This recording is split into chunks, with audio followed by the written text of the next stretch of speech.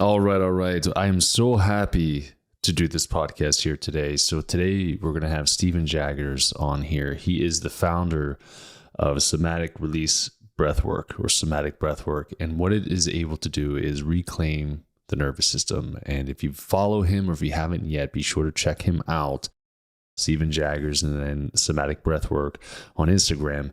And you'll see what he's all about. And, being a chiropractor and knowing about the nervous system and traumas and things like that could be harbored or stored inside of the actual nervous system itself. It's one thing to adjust, but it's the other to address. And so what Steven's been able to do is be able to address these things, to be able to release this past trauma so people can heal their dis-ease inside of their bodies. And then disease is able to be let free. So I'm excited to do this interview and I look forward to you listening to it, and let's get started.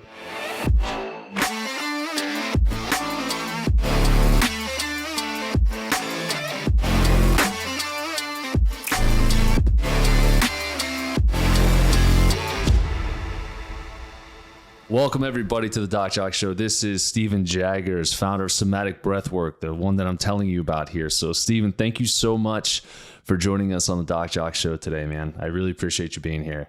Yeah, it's absolutely a pleasure, man. I'm looking forward to diving into a really fun conversation with you.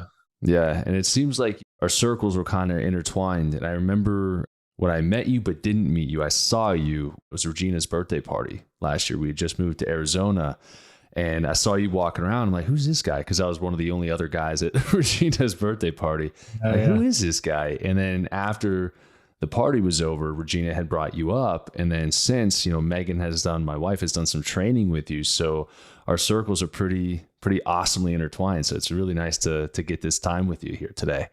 Yeah, absolutely. And we, the web that we weave, especially being in similar circles as far as health and wellness, we need our network, right? Because we can't work on everything ourselves. We need people with different expertise. So it's really cool to, finally, I've been wanting to have a deep conversation with you, and the time is now. There it is. Awesome. So we talked about somatic breathwork. I want to try to first go into, I guess, who were you prior to getting into the somatic breathwork? What's the story of Steven Jaggers, and how did you get to where we are today? Yeah, I'll keep it short because I definitely have done a lot of podcasts where I've let my intro kind of take over. Yeah. But I do need to start at the beginning. Yeah. I was an only child, and my parents were pretty significant drug addicts. They were addicted to, very hard street drugs when I was quite young, and until they had me. And I think I was always very aware when I was a child.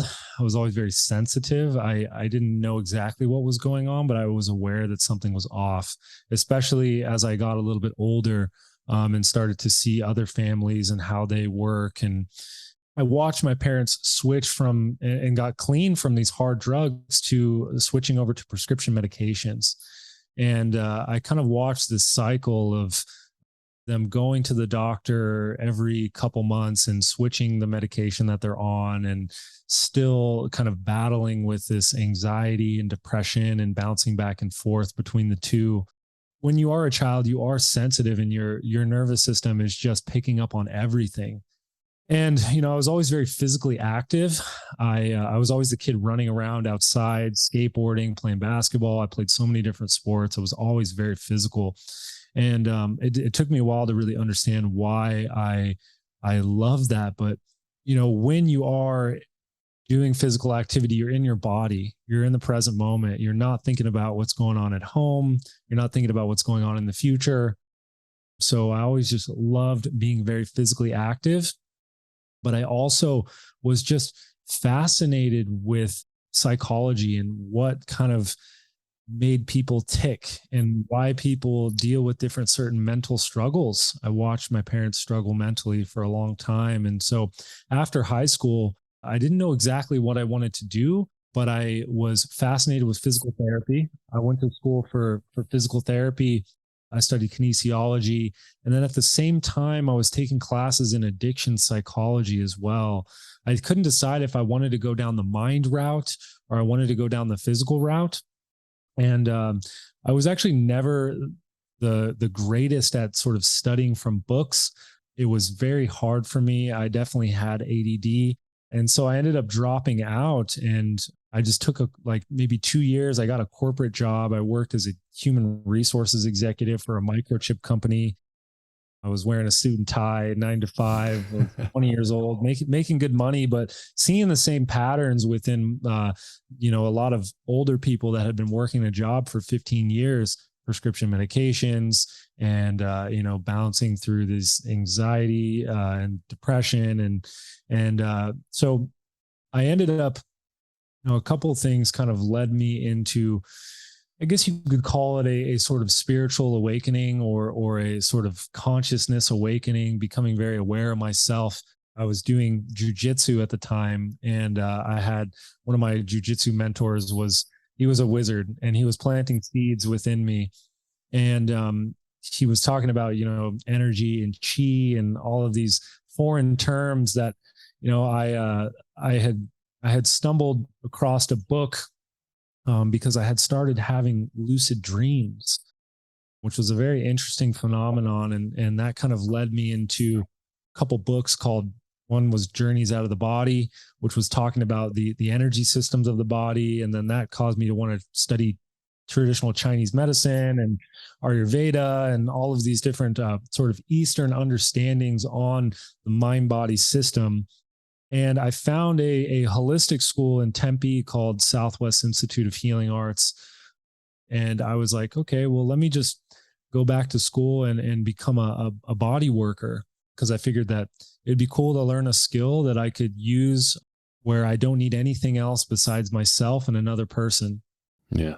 So once I got my hands on someone's body, all of the anatomical and things that I was studying previously, it all started to click for me. And I really fell in love with learning about the body from a Western standpoint, from a clinical standpoint. I became a neuromuscular therapist, really working on like postural issues and sort of the epidemic of the chair and the positions that we find ourselves in a day-to-day basis, tech neck, all these different things. Yeah. And I fell in love with it. And I was also studying a lot of Eastern bodywork modalities as well, acupressure, polarity therapy, somatic unwinding, if you will, which I can get into. But yeah, at that point, I had taken every class that they offered, and they were like, "You really know your stuff. Can you teach?" And so I ended up becoming an instructor there, and I was teaching kinesiology and anatomy and a lot of the science-based classes to body workers and yoga teachers. And I think it's a sister school of the school that you went to, the naturopathic medicine school. Yeah. I fell in love with teaching. I fell in love with being able to take these concepts and put them into just digestible understandings for our modern world. I really wanted to bridge kind of the Eastern understandings with the Western understandings of your nervous system. And through that, I was helping run an injury rehab center in Arizona. And I was working on people over and over and over again. I was working with a chiro and a physical therapist, kind of a traditional like burn and turn, see as many people as you can. I was next to a CrossFit gym. I was next to a hot yoga center studio, and just seeing people just coming in all banged up and working on people and just getting tons of reps in and getting my hands on so many different bodies. Just starting to realize that people, I was aligning their physical body, and they would keep coming in with the same thing over and over and over again. And from my other studies in sort of the somatic areas or the energetic areas, just knowing that what I was doing, there was a missing piece.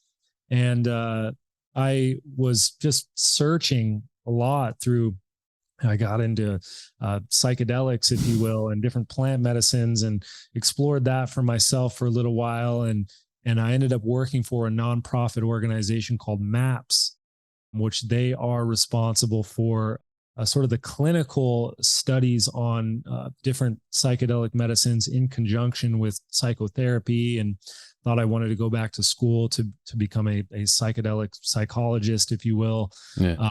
But I quickly turned that one down.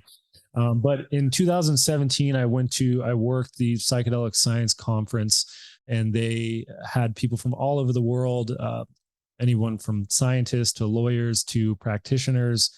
And I had a friend say, you need to go to this breathwork session by a man named Stan Groff, who created holotropic breathwork, which is sort of the founding father of a lot of these modern day breathwork sessions. And I had more of a physical release from this breathwork session. I had more of a somatic, a physical discharge from this breathwork session than any acupuncture, any body work, any therapy session that I had had previously.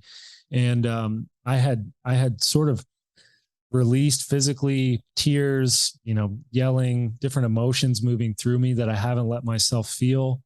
And after I sort of cleared on a physical level, I became so clear mentally, and I released a lot of physical pain, and specifically in my thoracic region, I had my parents were, addicted to stimulants, and kind of if you're familiar with your thoracic region is, it's your solar plexus, it's kind of your fire center. Yeah.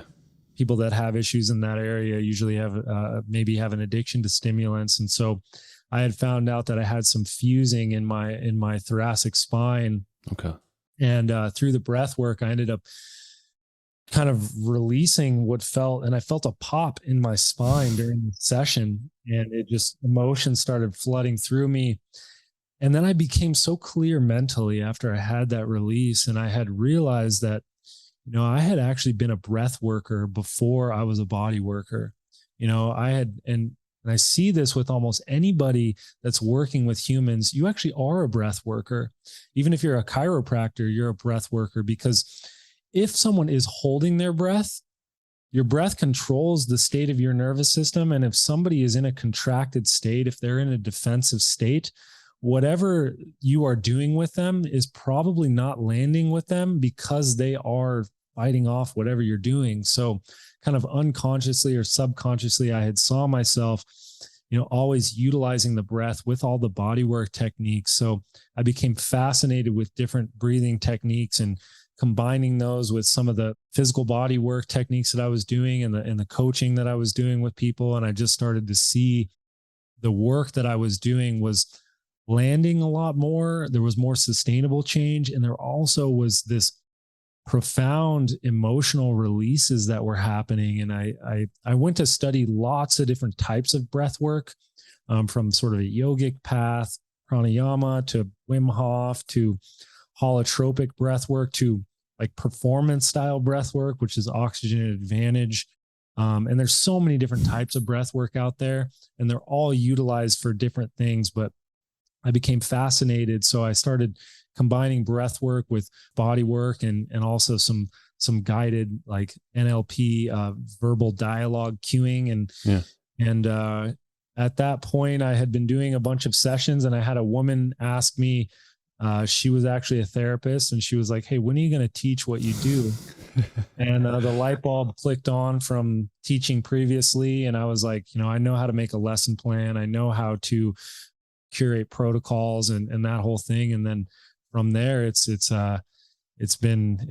taken off. I think that the world is really asking for it, and it's become popular because people want to get better. People are sick and tired of being sick and tired. So it's been a journey. Yeah. I mean, there's a lot of gold in that. And one of the things that I can say I definitely appreciate is I don't want to call it the search for the cure, but the search for the thing that felt right, that you were seeing the best results for your clients and your patients. Yeah. Right. A lot of us just get pigeonholed. We get one training, one certification. We're like, okay, I've got this skill. And then they try to use it for every single case that they have. It's like trying to use a flathead screwdriver for every single, nut, screw, bolt. It's not going to work all the time. You have to have multiple, tools. So I love that. The somatic aspect of this is huge. It really, really is.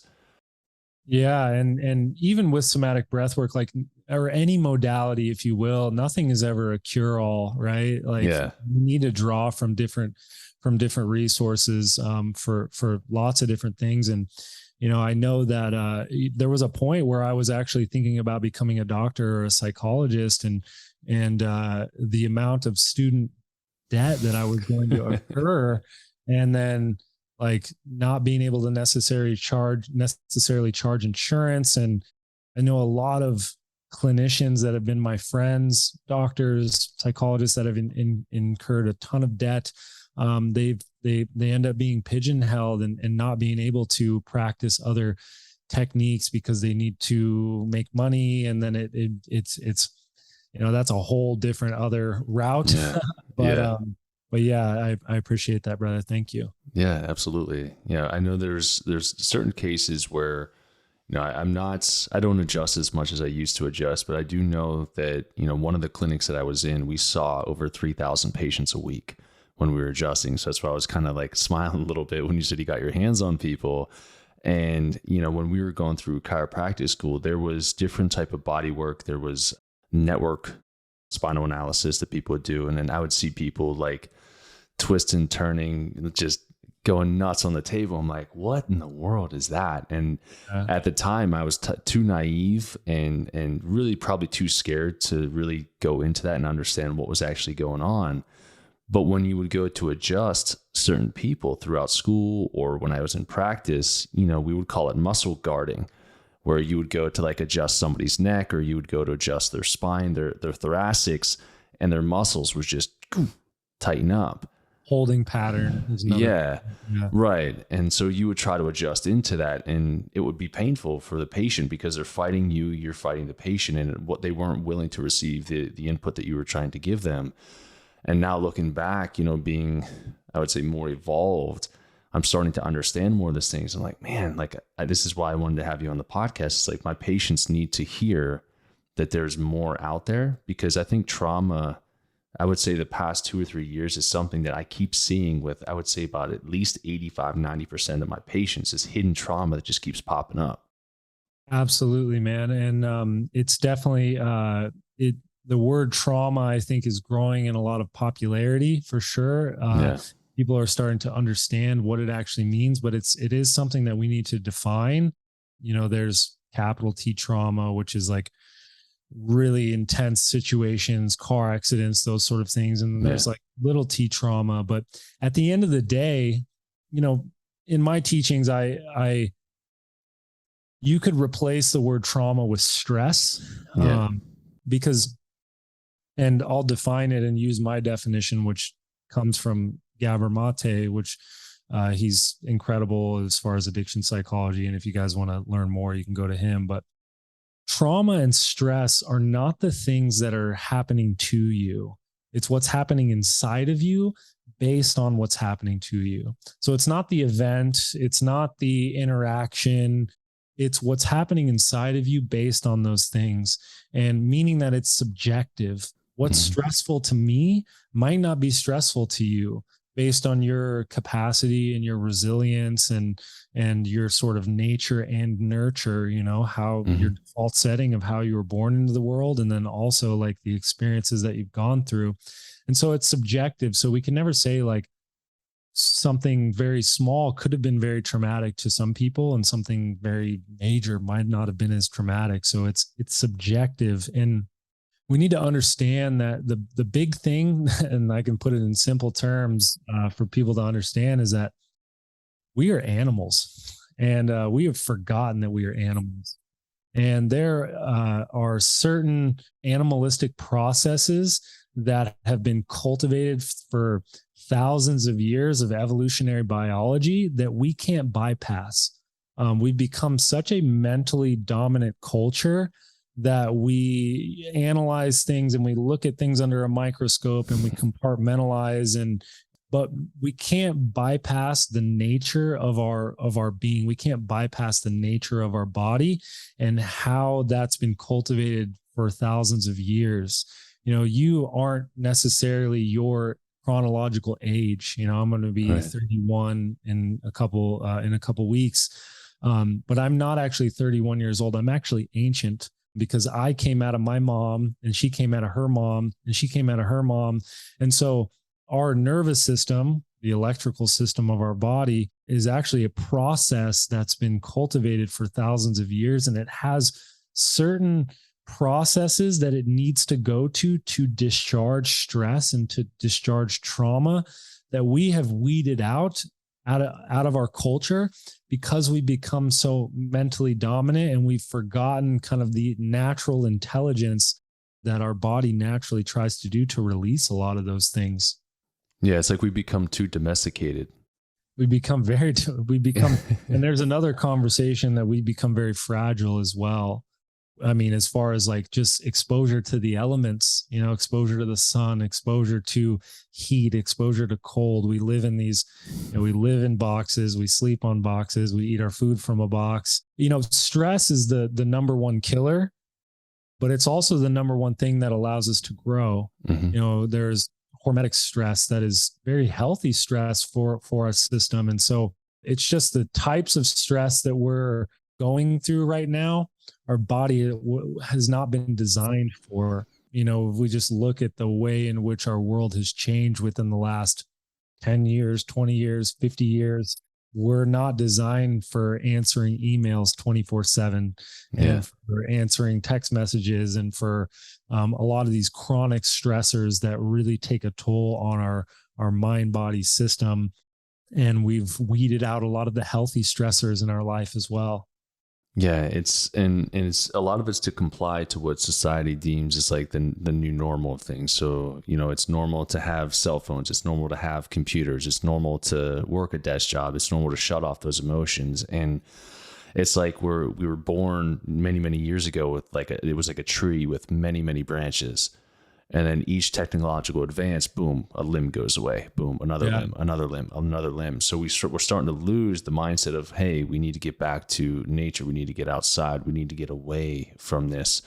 And we just become, I guess the easiest term I can say is what I said is just you're domesticated, and it's not healthy for us. Absolutely. And I just started delving into the book by Gabor Mate. It's called The Myth of Normal. Okay. We call these things the new normal, but it's actually the myth of normal. And that the whole meaning of that book is that almost all of our trauma responses, almost all of our stress responses that we have right now are natural responses to an unnatural environment. And so we need to look at like our stress responses or our diet responses, like all of the issues that we're experiencing are probably natural responses to an unnatural environment, to not a normal circumstance. And, you could look at just a very basic metaphor for, sitting in this chair right now, like my hips are getting tight. And that is a very natural response to an unnatural position that my body is not designed for. And so the same thing is happening on an emotional level. Same thing is happening on a dietary level. Same thing is happening on almost every level. A lot of our dis-eases are very actually normal responses to an abnormal internal environment and external environment. And I think that's going to kind of pile up on top of what you talked about, the subjective aspect of stresses. If people, in my opinion, if they're educated enough to know exactly what you said, their normal responses to an abnormal environment or situation, then it empowers them to say, well, my body is doing exactly what it's supposed to. Absolutely. Versus my body's doing something wrong. I need an Advil, or I need this. I need to treat it with this or that. And then we accumulate this medicine cabinet full of poison, in my opinion, to treat a natural response that we just don't like. Absolutely. We have deemed pain as our enemy, when pain and symptoms they should be our best friend, because they are the whispers of telling us that some sort of pattern needs to change. Yeah. And the same in my realm is more of emotional pain. Specifically now, just doing a lot of somatic breath work, is that when people cut themselves off from feeling the lows, by numbing themselves, a lot of the time it's cutting ourselves off from feeling some of the lows of our life. We cut ourselves off from feeling the highs as well. And what happens is that, Peter Levine called this a living death. Although trauma doesn't necessarily like kill us most of the time, it severely diminishes our life. And so what happens is you cut yourself off from the lows, you cut yourself off from feeling the highs, and you start to live in this very narrow existence, this very sort of flat line of existence where, and I'm sure so many people can resonate with this, but we all know people, and maybe it's been ourselves, where they're alive and they're walking around, but they're actually not experiencing life. They're actually not alive, and they're not able to feel. And so the opposite of numbness is feeling. And something that I find very interesting is that numbness is actually an active process, meaning that it takes energy from our system to maintain a state of numb. Like, we were born into this world as a full spectrum being. Like, we come out of the womb feeling everything. Like, we are just so open and feeling and sensing, our somatic, which is, I keep using that word for people that don't understand. It's means of the body. The Greek word is soma. It means of the body, of the emotions, of your instinctual aspects of yourself. You were born into this world, and your birthright is to feel. And so through layers of cultural conditioning and societal conditioning and different things that we've gone through, we have different sort of nervous system defense systems that start to happen, and wounding and armoring, and we could call those triggers, if you will. Those start to cut ourselves off from feeling things, and meaning that numbness is an active process. Like, it takes energy from our system to maintain a state of numb. And I could take this to the body work perspective. Like, a lot of people have knots and tension in their neck and shoulders. We could call those knots or whatever. It takes energy from your system to contract a muscle. And so that's nervous system energy that's contracting that muscle. And maybe through years and years of having that chronic tension, that new normal of tension in your body, you might not be aware of it anymore. We called this parasitic tension, where you're not aware of the tension in your body, but it's still draining energy from your system that could be utilized towards digesting your food, to absorbing and assimilating nutrients. And so a lot of people, there's a new normal of being numb, where they're actually not even occupying their body. They're not even occupying their emotions, but it's actually draining their energy, because feeling and sensing is how we were born into this world. It is our default state. Yeah. Oh my gosh. So, like, this is good stuff.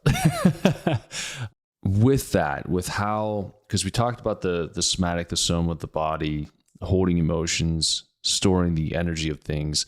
What are some of the typical patterns that you see on a daily, weekly, monthly, yearly basis? What are some of the more common ones? Yeah. So first off, I think that people need to have a little bit of understanding of this animalistic process that happens.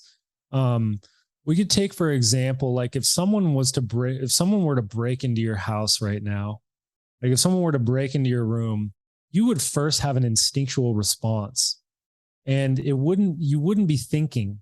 Like, you would have an instinctual response. And a lot of people are aware of these instinctual responses, is to fight, which is to move towards it, to flight, which is to run away from it, or to maybe freeze where you're at.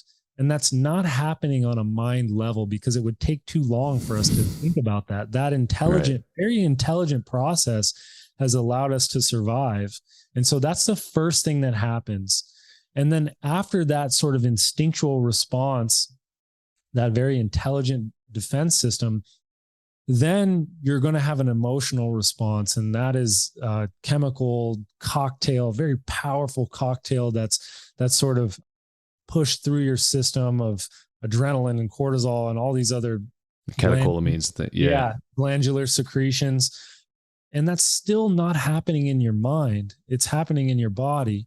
And so maybe if if your instinctual response was to fight this person, and maybe you feel courage, you feel powerful, it's still not happening in your mind. Maybe if you were to run away from this, you feel fear, you feel scared.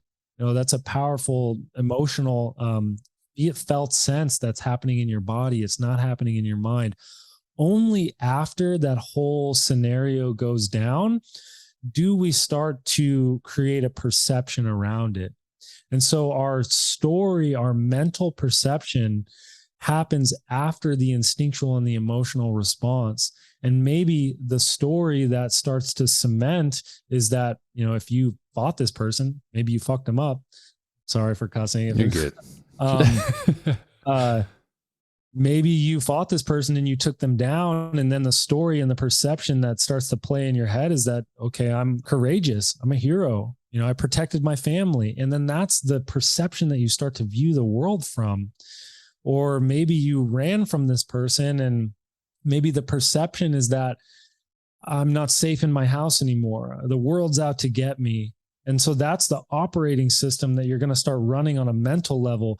But the mental operating system, it is a byproduct of what happened on an emotional level and an instinctual level first. And so a lot of the times we try to rationalize, I get a lot of people that come to me that I just can't stop these troublesome thoughts. I can't stop these limited beliefs or these limited thinking. And nobody wakes up in the morning saying like, okay, I think I'm going to think limited today. So many people want to expand their consciousness or expand their mental perception, but you can't do that if your body's in a wounded state. Yeah. You can't do that if the animalistic part of you is stuck in a contracted state. And, people that have been in power for a long time understand this. Like, if you want to control people, you keep them in a state of fear, guilt, shame, because people make predictable moves. They make animalistic moves when they're stuck in places of fear, guilt, and shame. Like, you're not able to think clearly if you're in pain. You're not able to think clearly if you're stuck in fear. It gets people to make decisions such as like running to the store and buying all the toilet paper. Like, that has any sort of rational... Wasn't any rational thought that went into that. Yeah. For your own survival. Like, it makes no sense whatsoever. Yeah. So a lot of our perception has been curated based on what's happened to us and how we've dealt with things emotionally and how we've dealt with things instinctually. So, I think the mental health field kind of has this a little bit backwards as we try to work with someone's story. And you can work with someone's story, you can work with someone's thought patterns all you want, but if they're stuck in a state of fight or flight, if they're stuck in a wounded state, they're not going to be able to think clearly. If they're stuck in a state of fight or flight, they're not going to be digesting their food. They're not going to be absorbing, assimilating nutrients, a lot of digestive issues, a lot of mental health issues. And so what I see is that a lot of the times when people are able to discharge a lot of those nervous system defenses, they're actually able to utilize a lot of that energy that has kept them numb, that has kept them from feeling, towards digesting their food, towards being present with their family, towards cultivating a deep relationship to themselves and a relationship to other people, towards thinking clearly. But to understand that process of like how we deal with trauma and stress and the natural processes that go through us, we also need to understand the natural processes of how our body naturally tries to discharge stress. And the best way that I can explain this is to understand that we are all processes. We are all verbs. There is no such thing as a noun, because you are a process. You are changing. There are so many different autonomic functions that are going on all the time without you even having to think about it. I like to say that I'm actually not Steven, but I am Stevening. And that Stevening is a process, and that is changing every day. Yeah. And so we are a process. We take in information up here through our eyes, our mouth, our nose, our ears, and we release things down here, right? Mm-hmm. And so there's this cyclical energy. And so when certain things happen to us, there is a natural process of us needing to move that through us. And the instinctual processes that you can see children do this so well. When something happens to them, they immediately start throwing a temper tantrum because naturally they know that they don't want to harbor it. They don't want to suppress it. They don't want to push it down. They know if they move that energy through them, if they move that through them, that movement of energy through your system, whether it's shaking, whether it's crying, whether it's yelling, whatever the emotion was, is the signal to your nervous system that you're not in the presence of a stressor anymore. And so there's so many people that have, and a lot of the times we're holding it all together for our friends, for our family, for our community. And we think that, when something happens, we just want to hold it all together because we need to be, and a lot of us do need to be very strong for our family. But at the end of the day, your body still thinks that it's in the presence of a tiger because you haven't had the emotional discharge. You haven't had the physical movement of energy through your system. That stressful energy is moved through your system and is discharged through movement, through, working out, through emotional release, through breathing exercises, through crying, yelling, screaming, singing, dancing. All of those expressions of energy, all of those are expressions of energy. And we in our human mind have compartmentalized them as good or bad. And, the road to hell is paved with good intentions. And a lot of us, especially when, we can take, for example, when someone's crying, our societal condition is to run over to them and be like, it's okay, it's okay, it's okay. But really what we're doing is we're saying, no, stop. No, stop your process. It's true. Yeah. And what happens is that gets stuck in the body and they become suppressed. Anything that is not expressed becomes suppressed, becomes repressed, and then maybe even becomes depressed until it's sort of densified into a dis-ease of energy moving through your system. And so there's a difference between running over to someone saying, it's okay, it's okay, it's okay, when really what you're saying is, no, stop. No, I'm not okay with you crying. Yeah. Switching that to, it's okay to let yourself feel that. And I'm here sort of honoring the innate intelligence of your body, and whatever is coming up to move through you. It's coming up because your body and your mind, you could even say your spirit or your soul, doesn't want to carry that anymore. It naturally wants to move through you. It wants to go back to homeostasis, right? We are homeostasis machines. We're always searching for balance. And I think one of the easiest visualizations for people to understand is something that probably any and all listeners or friends of listeners have gone through, where it could be, you're sitting on the couch and you're randomly watching a commercial and a puppy just goes across the screen and you just start bawling your eyes out and you're like, what was that? And it could have been because, the puppy's so darn cute, you wanted to cry, but there could just be that little bit of stress that you felt safe enough to release. And then all of a sudden this flood of emotions comes out of you from years and years and years of repressed tears that you haven't been allowing yourself to experience. And then you're just bawling uncontrollably on the couch. What was that? And some of this, I think, is what we're talking about here. Absolutely. Absolutely. And one of the key words you said was safe. And then what you said previously, we are naturally, especially us in the health and wellness industry, are natural fixers. We are in the sort of fix it mentality, and we actually don't know what's best for another human. Yeah. And like I said, the road to hell is paved with good intentions. We don't want people to feel pain. We don't want people to feel sadness, but the feeling of that is the catalyst. First off, on an instinctual level, it's the signal to your system that you're not in the presence of that stressor anymore, and you can go back to your normal everyday life.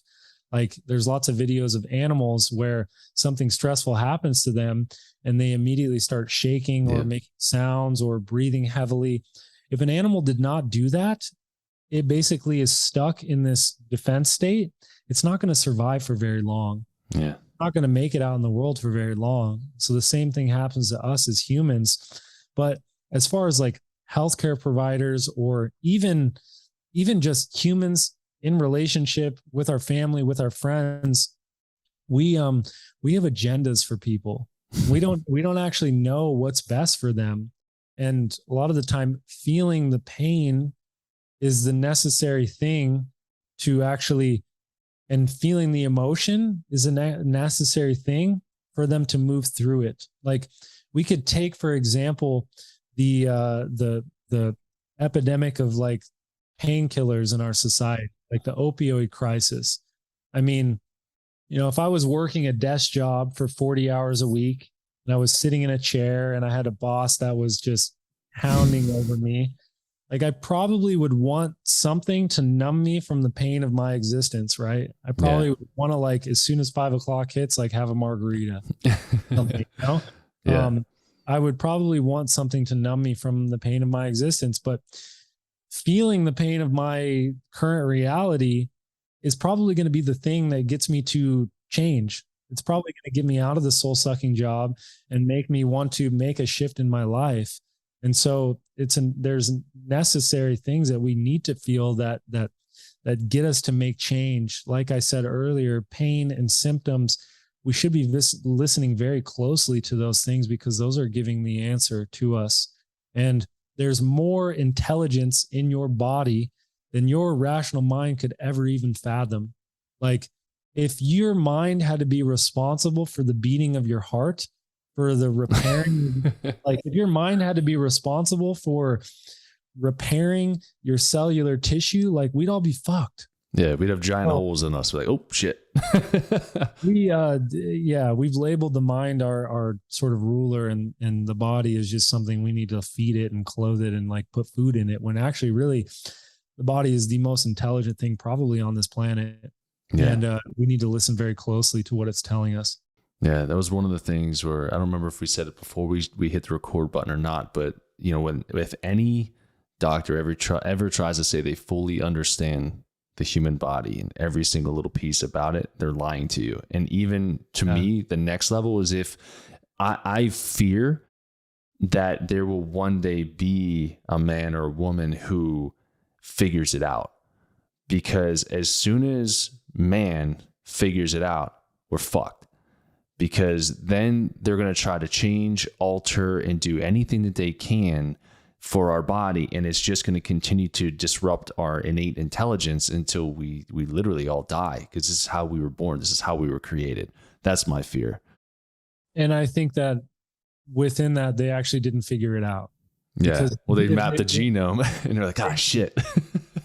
They mapped the genome and try to replicate it. But we can't deny that we are biological beings. And so there's an intelligence within biology. Like, I mean, these trees in my apartment and these plants, like, there is an intelligence with them, and there's an intelligence that's growing your hair. Like, you're not responsible for growing your hair. And so until we, like, for me, spirituality and like biology is the same thing. And until we kind of realize that, I think that we're still going to be sort of inadept at dealing with a lot of our issues. Yeah. And I think understanding too, where every single thing that is here, whether it's laptop, your tree, you, me, we are all energy, and we are all interconnected at every single level. And there was an audio that I listened to probably about 10, 15 years ago. I don't remember.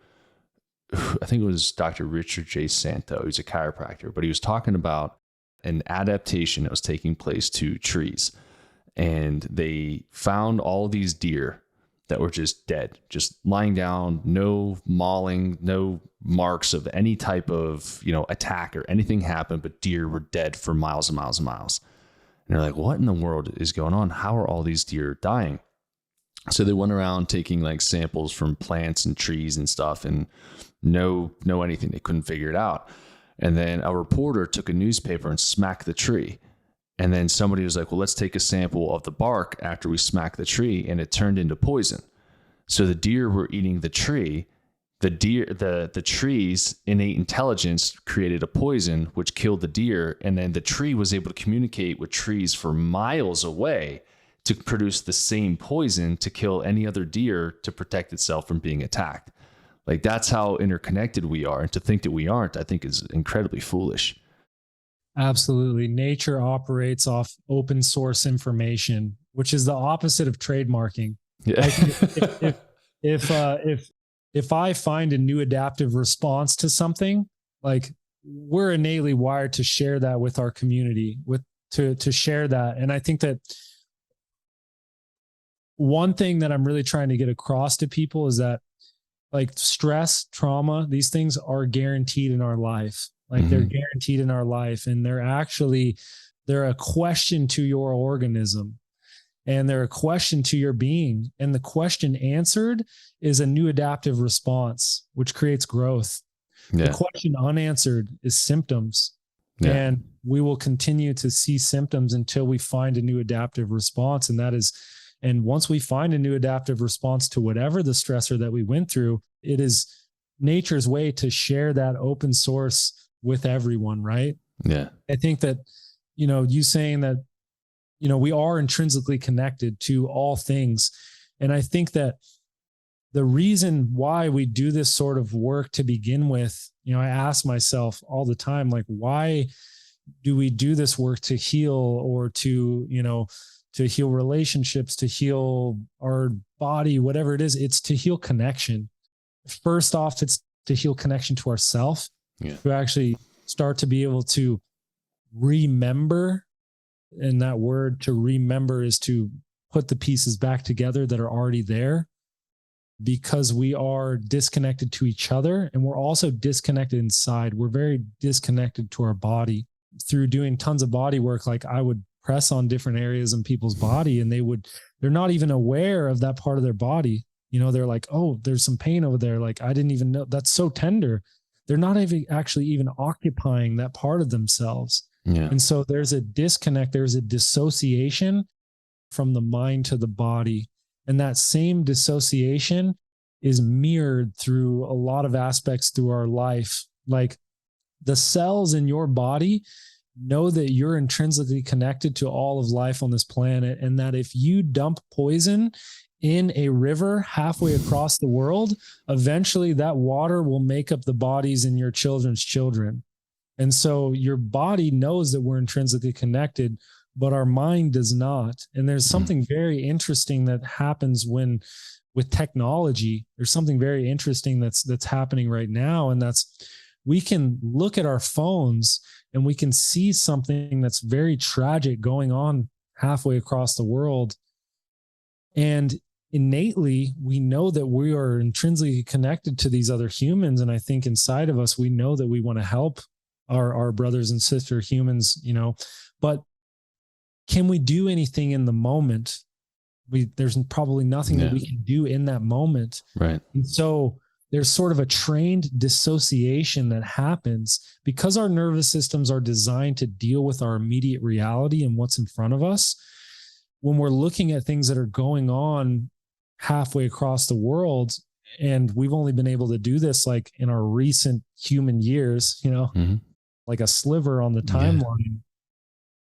It's a trained dissociation. And so is there anything that I can do for that in the moment? Well, there's not anything that I can do. So there is a dissociation, and that same dissociation of realizing that we're harming the planet that we're living on. We're disconnecting to people all over the world. The same disconnection is mirrored from our mind and our body. And the same disconnection is happening in ourselves, where we're actually not connected to our emotions. We're not connected to our body. And therefore, if we are not connected to self, then we can't be connected to other people. And so I see this ripple out to the family unit, the nuclear family unit, relationships in general, because if I'm not connected to myself, when I try to connect to my partner, it's not actually me connecting. It's a representation of me, or it's a stand-in for me, because I'm actually not even connected to myself. And that starts to ripple all the effects. And I could go down so many rabbit holes with that. But I think that's important. I mean, with that being said, I listened to It was Stephen Furtick quoted a lady, I think it was from like the 50s.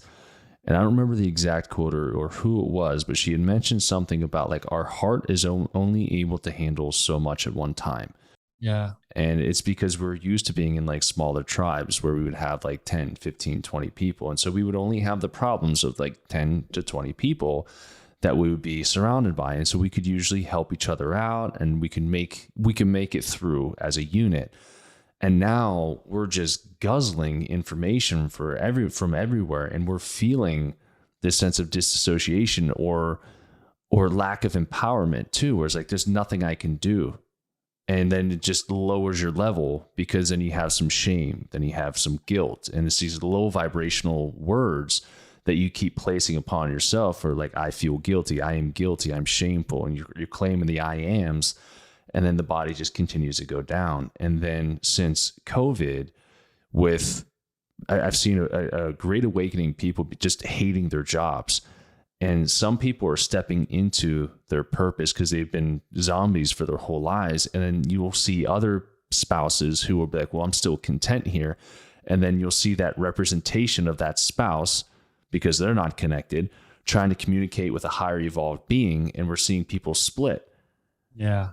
And so if we could just take it back to the source of like, well, what happened? Well, your spouse is disconnected right now.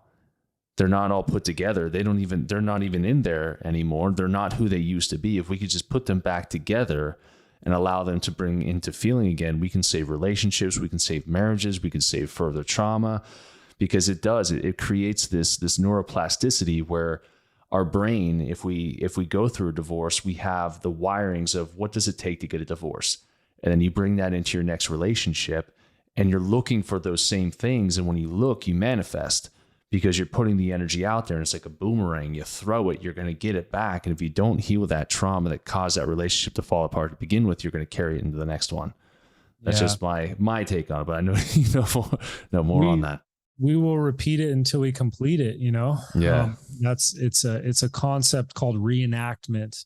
All of life is striving for, I'd say 2 or 3 things. It's striving for growth. It's striving for homeostasis. Mm-hmm.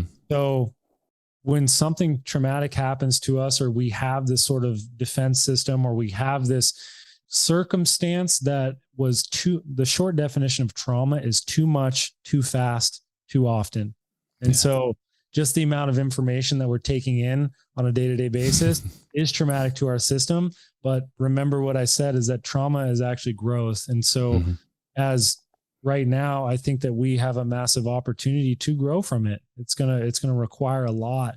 And that's why, we'll get into different techniques such as somatic breathwork, or such as naturopathic medicine, or whatever it is. But reenactment is a very interesting concept, because we've all known people that have been in a sort of toxic relationship and then they get out of that relationship and they get to the next relationship, and it's a different person, but it's the same thing. And then they get out of that one and it's a different person, and it's the same shit over and over again. And that's your type, right? That's my type. Yeah. That's my type. Your type is actually because your body is craving a chance to find a new adaptive response. It's craving growth, because naturally you don't want to hold on to defense systems, and naturally you want to grow. And so you're going to be calling in the same situations over and over and over again until you learn the new adaptive response. And maybe that new pattern is just learning how to say no. Like, I'm not going to deal with this. Like, this is my boundary. And it takes a level of connection to self to be able to actually claim those sorts of things. And so a lot of the times when people have spent so much time disconnected from themselves, so much time numb, it can be quite painful. But, the more that I continue this life, and I'm fairly young, I feel the more I'm increasingly aware of how short our life is. And there's no other time to be doing anything else besides what I want to do and what I'm here for. And so when people say that they're content in their life, I'm like, you only got so much time. Like me, there's so many, like, I am The only thing that I get depressed about is that I don't have enough time to learn all the things that I want to learn. Like I only have a certain amount of time to learn how to play the guitar, to read these books, to speak, to dance, to do all these different things. And so we only have a little bit of time here, and there's no excuse to not do what you are here to do, what you want to do, and to live like a life of passion and purpose. Yeah, I always say you shouldn't sacrifice your health for other people's like feelings or for their conveniences. And the same thing happens for like what you want to choose to do. Who cares if your best friend of 20 years thinks you're crazy because you want to go out and yell and scream in the middle of the woods or something? Like, go do that. Or if you want to go travel, just go do it. Don't let anybody tell you that what feels good to you is not right for you. Absolutely, man. And I think that, I'm fortunate because I work with a lot of people that come from parents that were very hard on them as far as like, this is the job you need to get. You're going to go to school here. This is the religion you're going to believe in. And they put a lot of pressure on people. For me, my parents actually, and I'm so thankful for them, they were struggling with their own stuff. Yeah. But they were like, whatever you want to do, you can do it. Like you can do whatever you want to do. Just don't do what we did. Right. Yeah. And so they let me kind of figure out life on my own. And even though like when I went to school to become a body worker, massage therapist, like I had lots of friends that were like, you're going to touch people. Like, what the fuck are you doing? And I'm thankful that I spent enough time like with myself, connecting to myself and continuing to like listen to myself, even through, like you said, searching for different ways to actually help people. I'm thankful that I continue to listen to that and not just settle, because it allowed, and there was times where I was like living out of my car and times where my family thought I was crazy. And all the people that I went to high school with or college with were like, you're never going to make any money. You're never going to have a family. You're never going to be successful.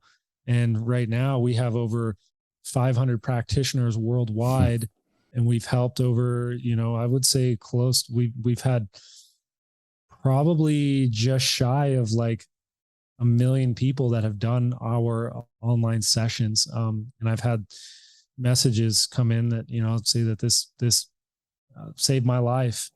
It's just truly an unpriceable feeling. And I'm so thankful that I like continue to just listen to that internal voice. Yeah. And it's always nice for the feedback too. And what you're doing is good. And you never know we talk about the ripple effect, but we never know how far the ripple's going to go. Never know. Right. You throw the rock in, you're like, I don't know. And maybe if you throw it higher, if you grab a bigger rock, you don't, just throw something out there. And then when you see it and you see, you're cross country or even international, and you're like, oh, that ripple was a lot bigger than I initially thought it was going to be. And then it's like, this is definitely my calling. Otherwise you wouldn't have been able to reach that far. Yeah, absolutely. And, I read a quote, and I don't know who it is, but if you have a calling, you have no other choice but to do that. And if you still have a choice, then it's not your calling. It's good. Yeah, that's really good. I wanted to see here too. Do you have, so one of my, I'll call him mentor, one of the first people that blew my mind was Bruce Lipton back in chiropractic school. Dude blew my freaking mind. I wasn't ready for it. It was like a fire hose of knowledge. I'm like, I'll get back to that. So he's huge with, again, the perception side of things, right? Where, like what you said, like it's subjective. Whatever happens to us is subjective of how we perceive that stressor. Because stress, there's good stress, there's bad stress, there's just stress. With your childhood, some people would say that was an incredibly stressful childhood. And if they looked back and didn't know who you were today, they might say, oh, Steven, there's no way he would have been able to make it. His family didn't tell him what to do. He had no usable tool. There could have been all these things that could have been cast your way. And their perception of it is that's crazy, poor kid. And then now they look at you like, oh, wait, it works.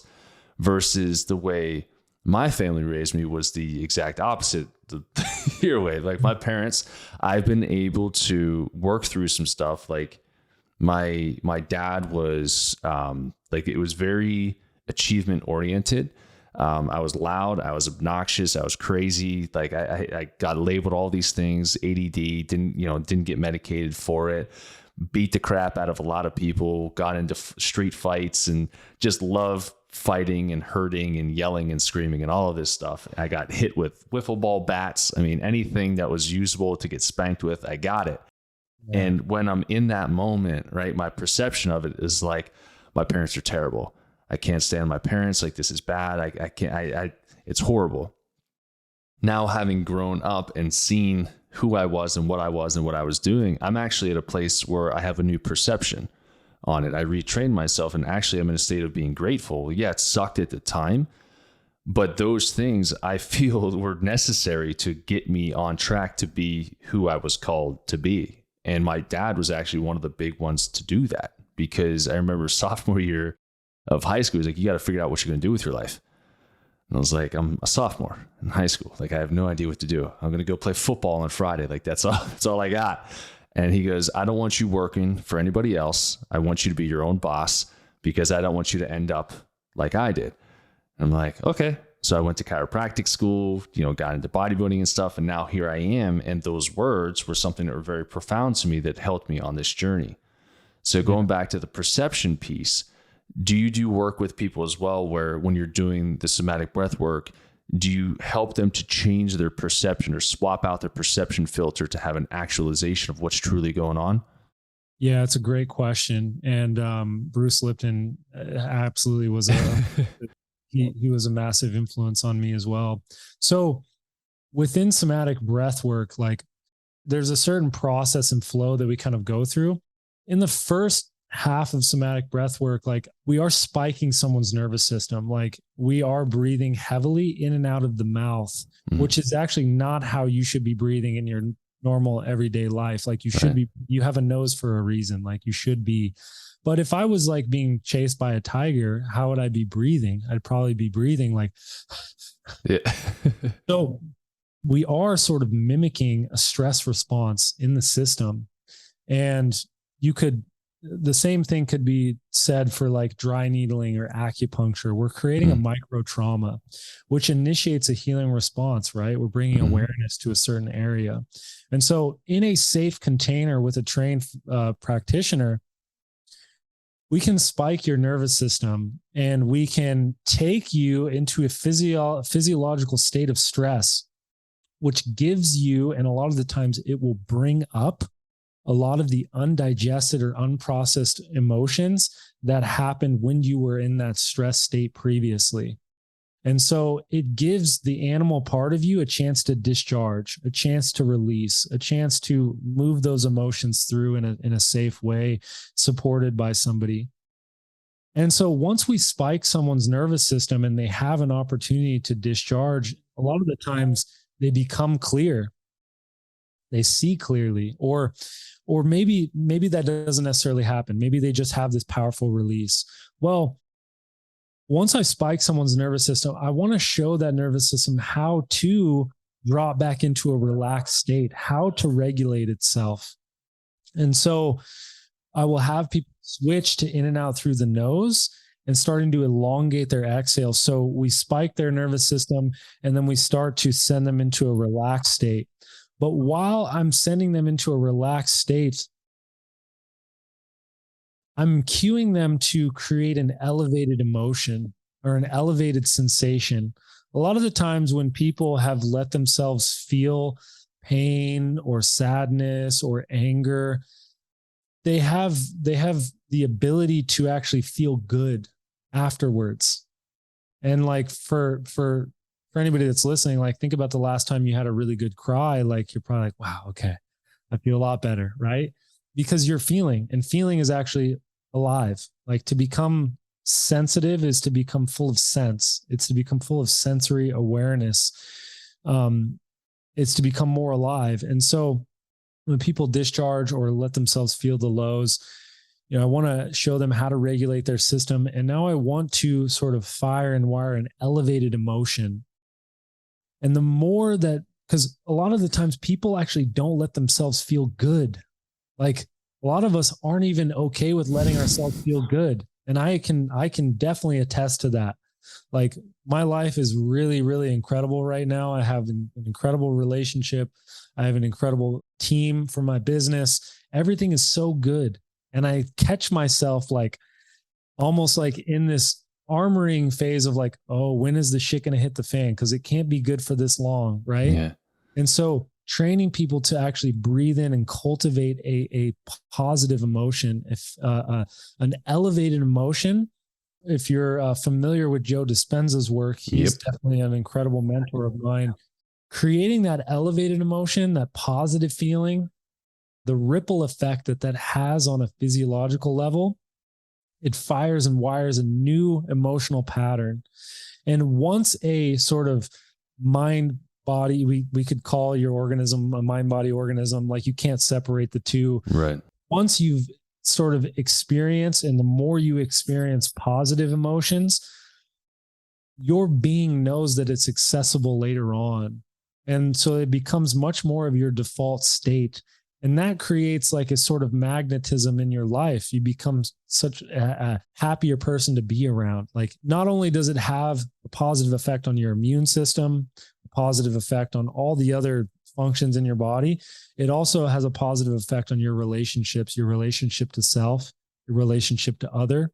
And so firing and wiring those elevated emotions, just in the same way that you are sort of a somatic being first, you are a mental being second, like creating those positive emotions.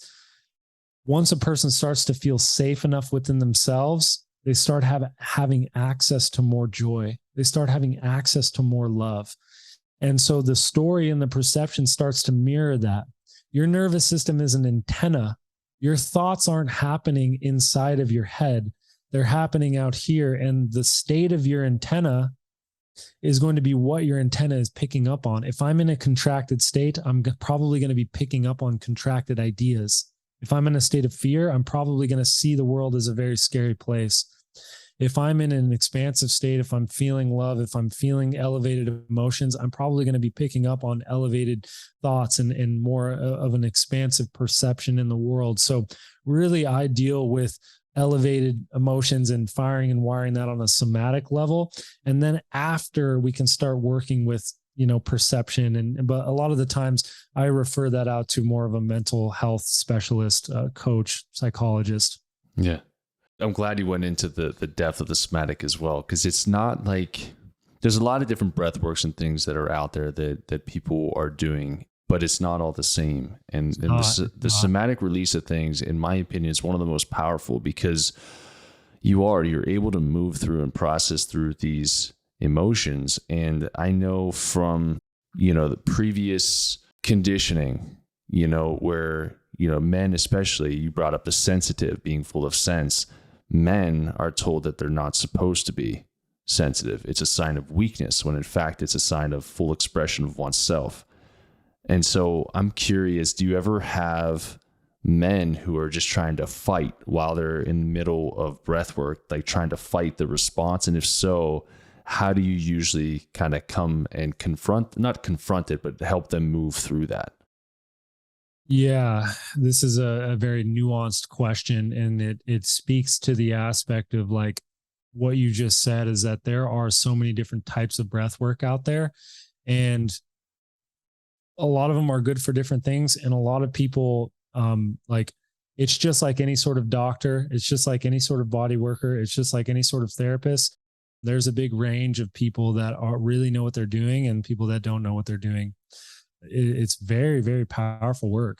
And so see how I want to go down this, because there's a couple of different things. Take your time. Things that I can go into. With any sort of practitioner of anything, you're never going to be for everyone, right? And so with males specifically that are releasing sort of like very powerful energy, very like maybe it's fighting, maybe it's yelling, screaming, as a practitioner, I need to be able to meet you there. I need to be able to meet you there. And I need to be able to match you in that expression. A lot of the times, and I teach this in here, is that we need to be given permission to feel whatever it is fully. And so I will often match or mimic whatever's going on, and then I will raise someone 10% in that expression. And I'm not going to fight them, but I might yell with them. Yeah. And I might raise them in that yell. And because that little 10% of raising, it gives them permission to go a little bit deeper into it. And it gives them permission to fully discharge it, And so as a practitioner, like, I need to be able to have range where I can amp myself up, and I can meet, like, the more range I have, the more I can meet people. Yeah. And so, like, it's the same goes for working with people that are feeling like deep sadness and deep emotions, like the softer, more nurturing aspect. I need to be able to meet them there as well. And so within the concept of sensitivity, a lot of this is re-education too, because words kind of dictate our paradigm. Words are the carrier of meaning.